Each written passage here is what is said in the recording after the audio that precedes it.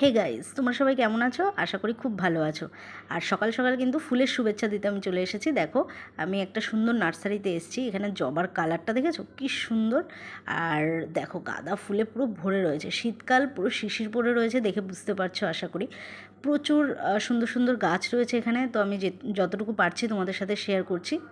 তোমরা কিন্তু যারা ফুল ভালোবাসো, গার্ডেন করতে ভালোবাসো, বাড়ির সামনে বা ছাদে একটা ছোট্ট বাগান সবারই ভালো লাগে শীতকালে।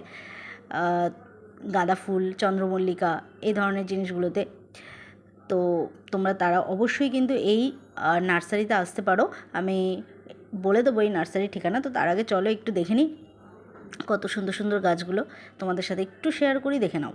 এখানে সমস্ত গাঁদা ফুলের চারা রয়েছে, বিভিন্ন কালারের গাঁদা রয়েছে। তো তোমরা দেখতেই পাচ্ছ এখানে ভ্যারাইটি তোমরা পেয়ে যাবে কিন্তু গাঁদা ফুলের।